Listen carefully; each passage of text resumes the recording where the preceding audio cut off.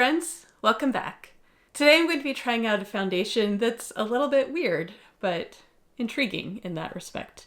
It's the Covergirl Simply Ageless Skin Perfector Essence.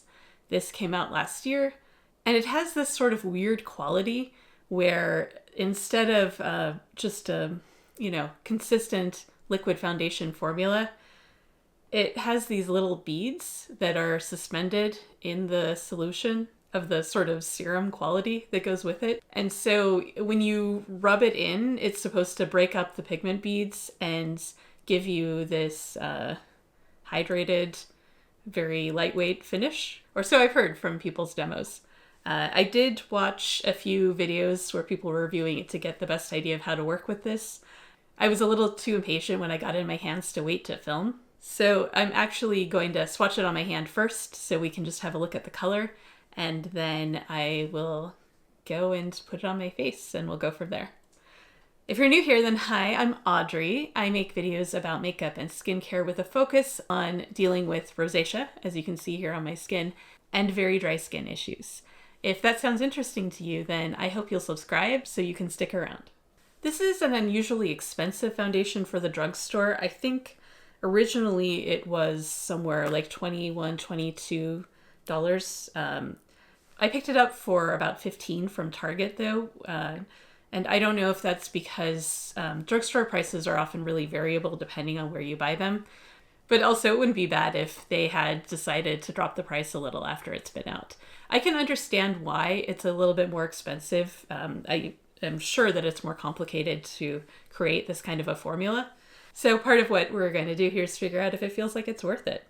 You know, the other things that I can compare to in that price range are something like the Performer foundation from About Face. It has an excellent shade range. This being a lightweight formula, I think there's 10 shades available, which is comparable to a lot of like tinted moisturizer type products.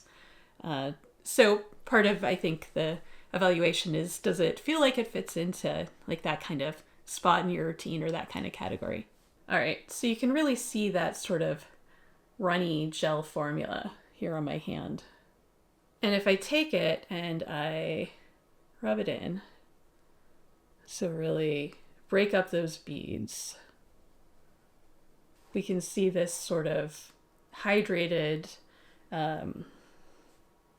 glossy kind of formula, which is really interesting. It feels very serum-like. But I can see that it's starting to give me, like the amount of coverage I would expect from a lightweight foundation. So the review that I saw from, I think Michelle at Makeup for Fun was the approach that I want to try because she also has dry skin. And it made the most sense to me in terms of this really serum-like formula. So I'm actually going to take some, just like I was applying like a serum or a primer, and go ahead and squirt that out on my hand. And then I'm going to try rubbing it in directly on my face to break that up and see how that goes. So just using my fingers to apply it. And you can see we're not getting a ton of coverage here. Starting to with like applying a little bit more. It's a really interesting consistency, and it reminds me of, what my expectations were working with the Kosas BB Burst. Except this one actually does have bursting capabilities in terms of those beads. And this one doesn't have that sort of glittery quality to it, or metallic quality to it, thankfully. It feels like it's going on smoothly. It's just a little tricky to figure out, like, am I getting it evenly? Let's try putting the rest of that squirt over here.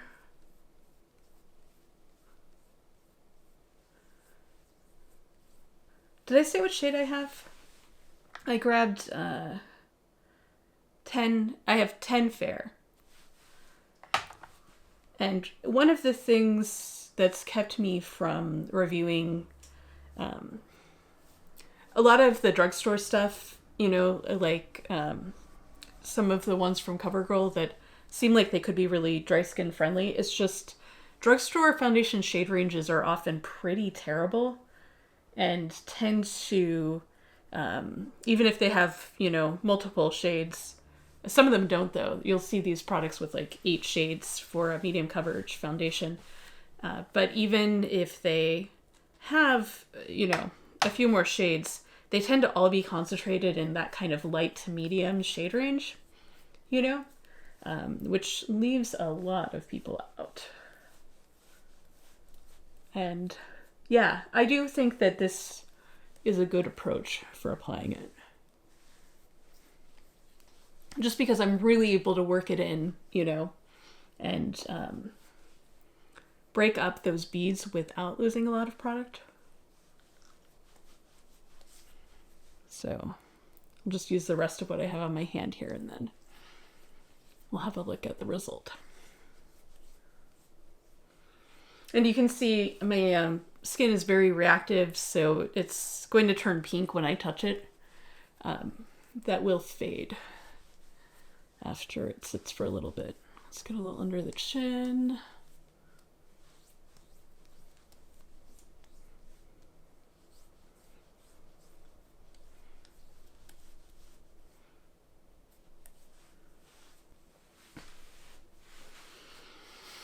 All right, I think that's pretty evenly smoothed out. I'd say that shade is probably pretty close to what I want.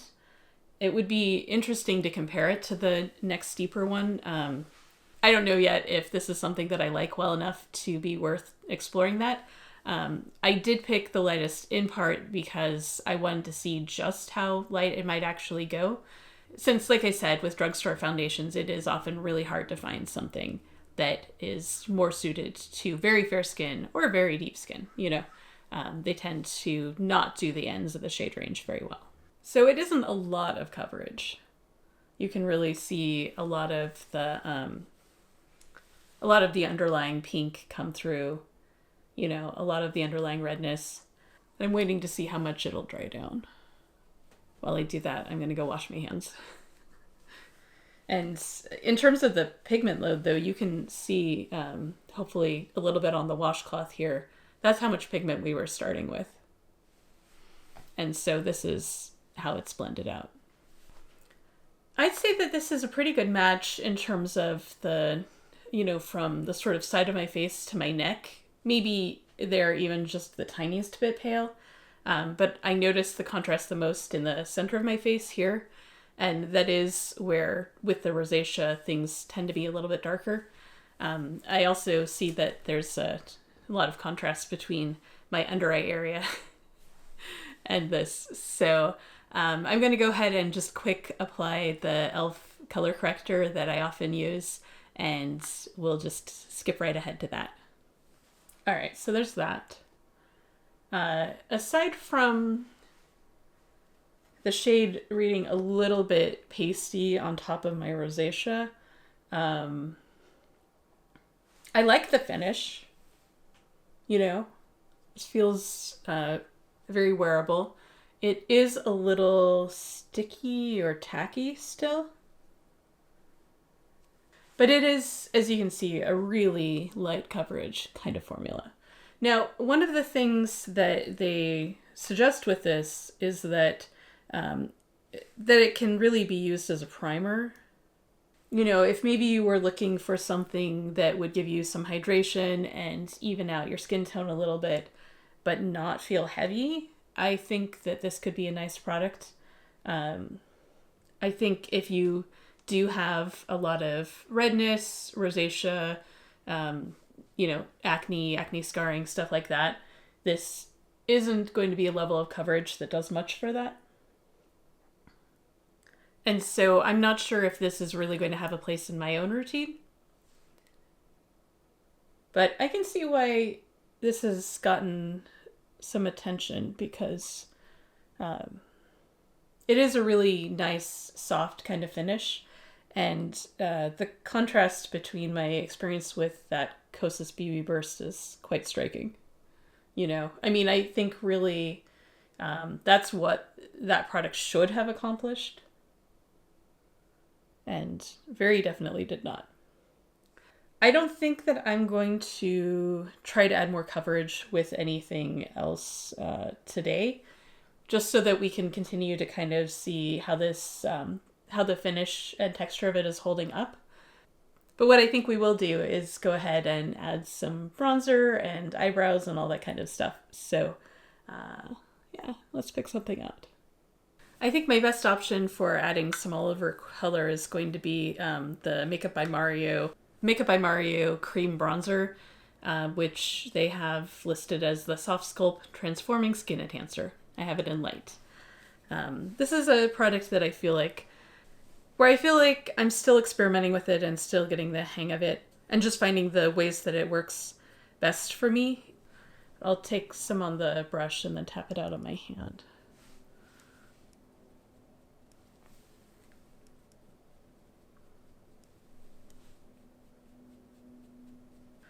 And sometimes with having this really light coverage product underneath, it can be hard for me to tell how much I'm getting with the product. Just because, you know, there's so much of my own redness coming through. So, and this is quite a lightweight bronzer product. But I also used it when I tested the Kosas BB Burst, so maybe that's also a useful point of comparison.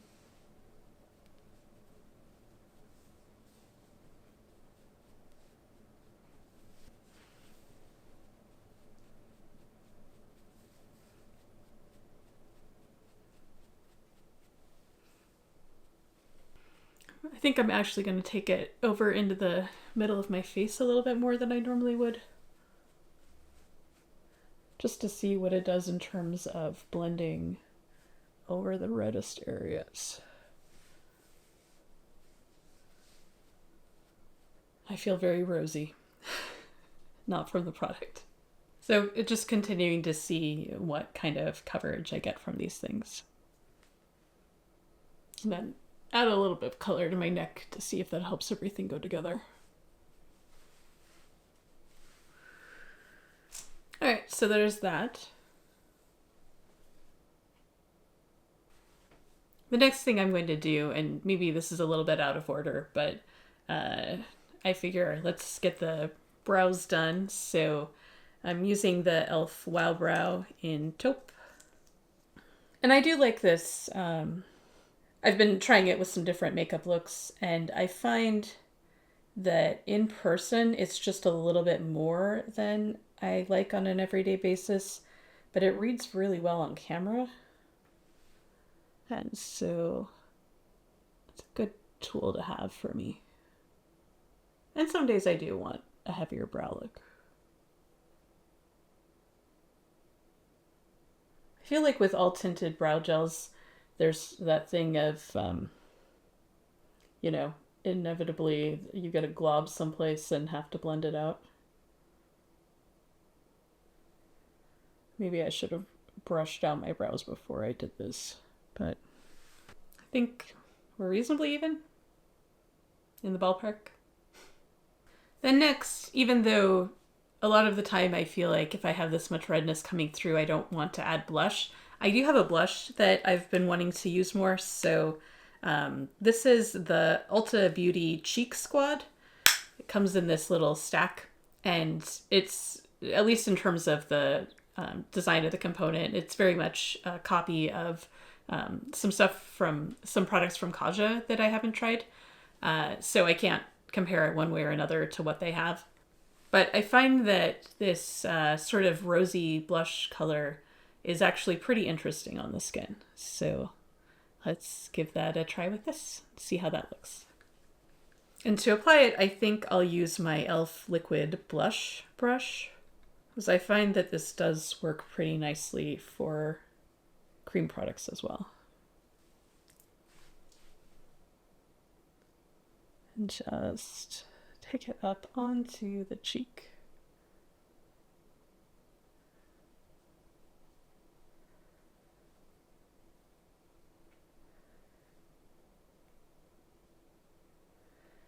If you have a similar skin color to me, I think that this blush is a nice color. Is a nice color for getting that sort of sunburned tone that people like. And it's definitely a lot brighter and sort of stronger rosy pink than the rosacea. Although not so different that it suddenly doesn't match my skin.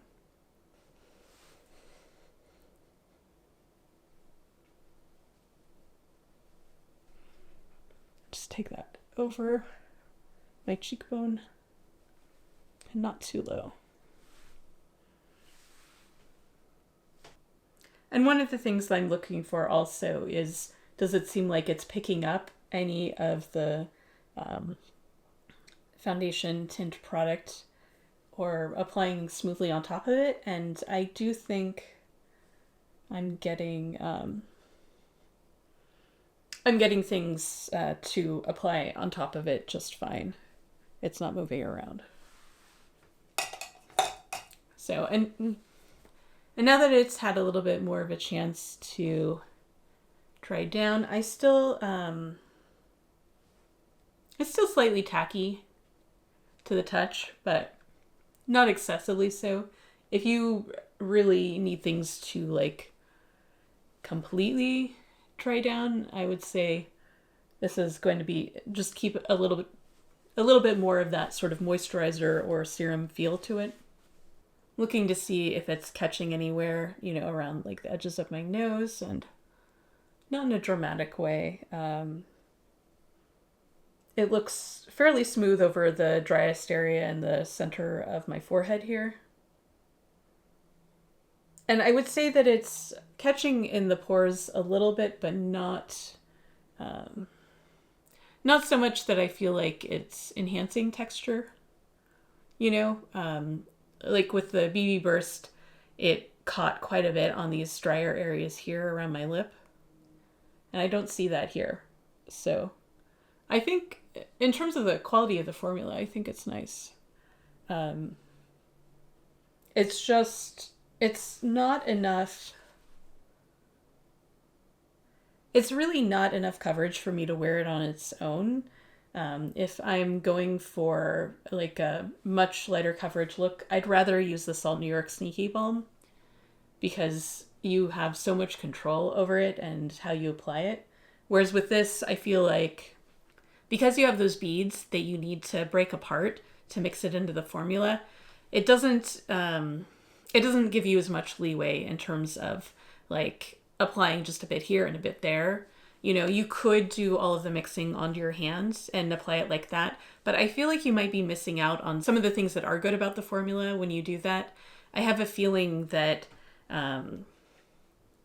that you just wouldn't be getting the most from the product by using a brush or a sponge or something like that. Although I've certainly seen people doing it in their own reviews and they seem happy with it. And so, you know, I'll give that a try before I put this aside sometime in the next couple of weeks.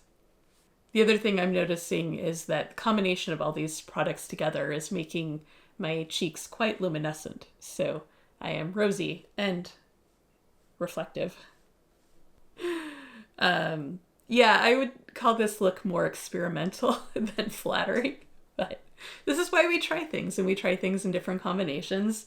It's why I like experimenting on camera, so that you can see for yourself the kinds of things that can happen and maybe get an idea of how to troubleshoot some of those.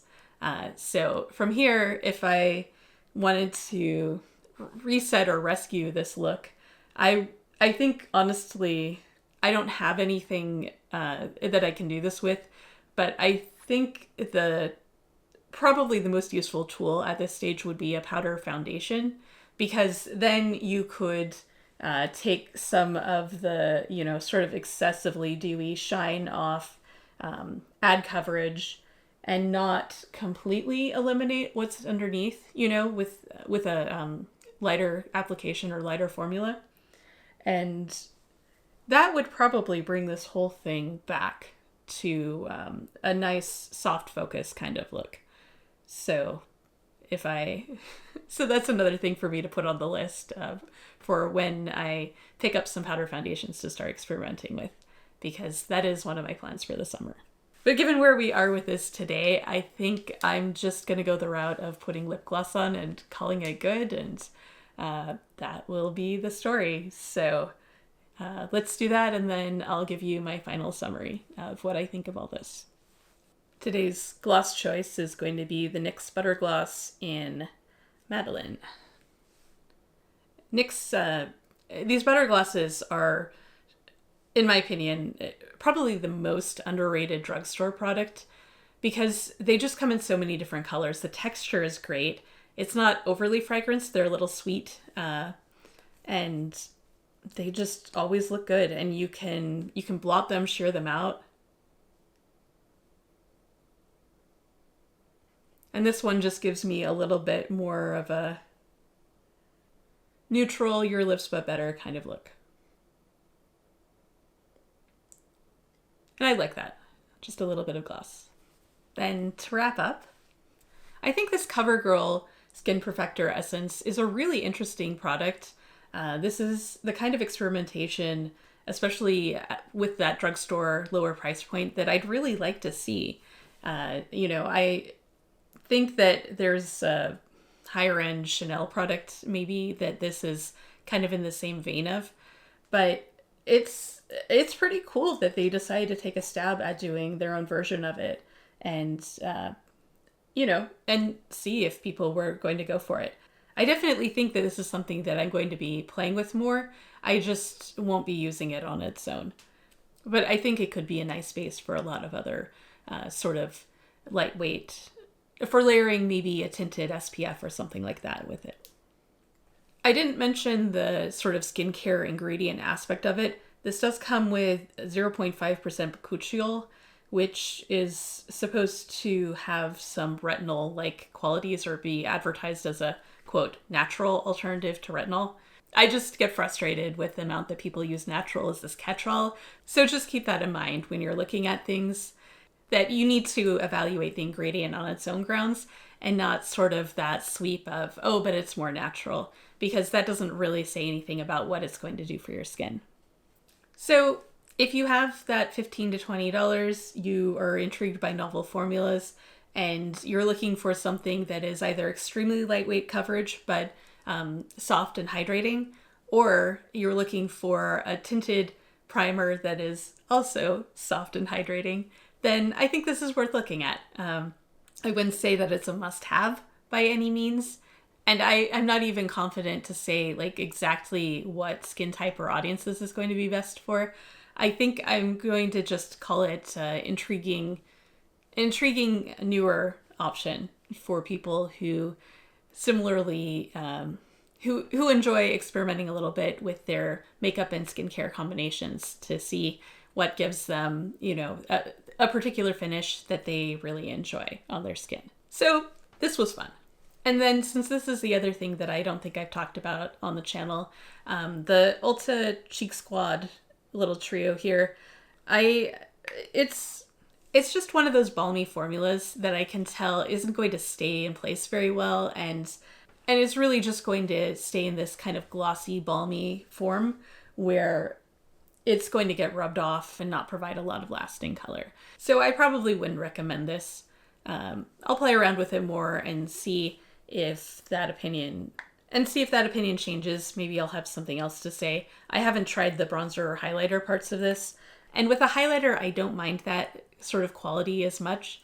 So that's something to check out. And I suppose may as well add a little bit of highlighter to this look. Not that it needs it, but it's kind of a more golden sort of bronze color to it, actually.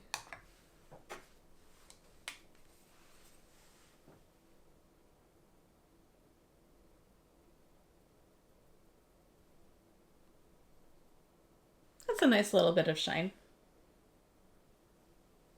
Turn so you can compare the without and the with. Yeah, that's not a bad thing to have, but I wouldn't buy the trio to get it. So I think that's a wrap. I hope this review was useful in just helping you see what this kind of product can do and whether it might be of interest to you. I'm going to keep working with it and see what else comes out of that. I know that in terms of just it being a standalone foundation, there's never going to be a day that I'm looking for something with these qualities and this light of coverage, and that's okay. You know, maybe I do just need to think of it more as something in that sort of primer category. And with that, I'll just say thank you for being here. Thank you for watching. I really appreciate you spending some time with me. If you haven't subscribed yet, then I really hope you will. I'm doing 2 videos a week. I cover a lot of different aspects of makeup and how we use it, how it fits into our lives, and the way that we choose to express ourselves. Take care of yourself, and I'll see you soon. Bye.